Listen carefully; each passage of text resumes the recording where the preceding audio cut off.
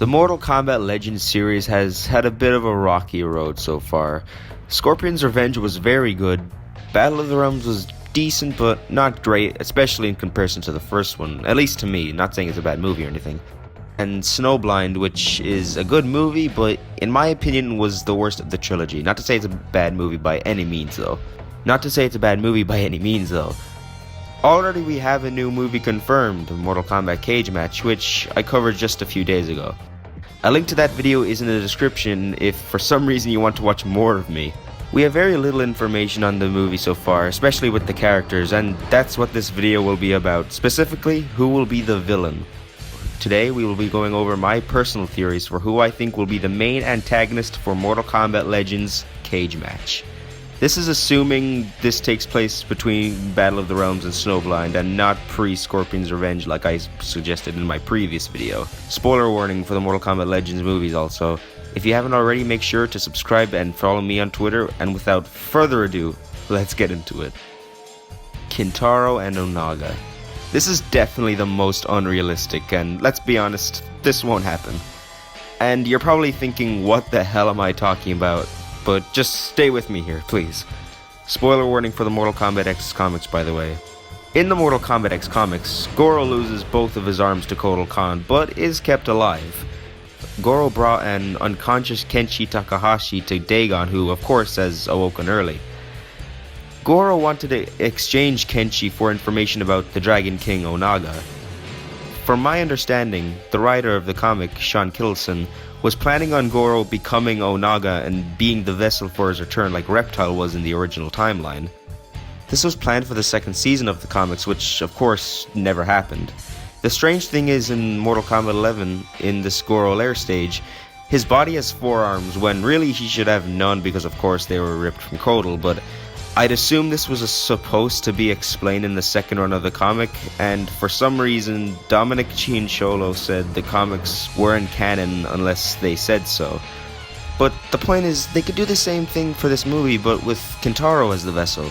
Kintaro could still be alive because only 2 of his arms were ripped from Jax, and he wasn't explicitly said he was dead. Maybe he was exiled from the Shokan because he's basically a cripple, and then he becomes the vessel for Onaga's return. The only problem I have with this is I don't think Johnny could beat Onaga in any iteration of him, so maybe Liu Kang or Raiden would have to do it, depending if Raiden comes back dark or not. Speaking of, Dark Raiden. As we all know, Raiden dies in Battle of the Realms by Shao Kahn, and at the end of the movie, a flash of lightning comes onto the screen and into the credits. This to many suggested that Raiden would return, of course, as a god, and many believed it would be Dark Raiden because obviously every time Raiden has returned from death, or a near-death experience, he returns and becomes Dark Raiden. Dark Raiden returning just makes sense as well because with Shao Kahn most definitely being alive, we can see an encounter between the two. As well, we could see Liu Kang's reaction and he could be conflicted about the whole situation. If he is the antagonist, Johnny Cage would not be able to defeat him unless they use the green energy thing from Mortal Kombat X. I think Liu Kang and Johnny Cage would have to work together and defeat him, but Johnny will definitely need that green energy if he wants to do a lot of damage. Havik and the Revenants. Havik is one of the most underutilized Mortal Kombat characters ever, and he deserves something. Imagine how Havik would look in these movies. He would look sick, and here's my pitch for Havik and the Revenants being the main antagonist. Because Quan Chi is dead, he can't revive the dead characters. Them being Kung Lao, Stryker, and maybe Li Mei and Jay, depending on whether or not those 2 survived. They probably did, but for the sake of my pitch, we're going to assume they're dead. Havik could revive them as Revenants and come after Earthrealm because he may think Earthrealm is at its most vulnerable, with a lot of the warriors being dead and Raiden being dead especially. Smoke could also return as Revenant if he didn't survive. When Sector and Cyrex die in the Netherrealm near the end of the movie, it doesn't show Smoke at all. He isn't shown, he completely disappears.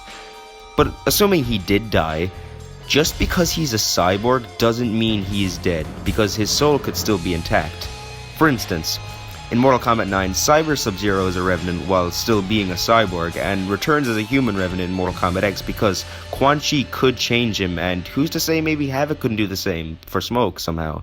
But, as we all know, Havoc isn't a necromancer like Quan Chi, is he?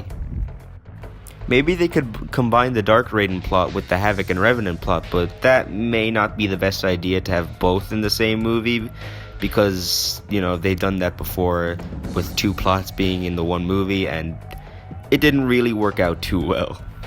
Also, I'm just adding this in now because I forgot to put it in my script, and this is unscripted, so I might stutter a lot. They can't use the term revenants because, as we all know in Mortal Kombat Snowblind, these zombie things are called revenants, so they'd have to call it something else. The Deadly Alliance. The Deadly Alliance doesn't have to be Shang Tsung and Quan Chi, and unless Quan Chi actually survived, that obviously cannot happen.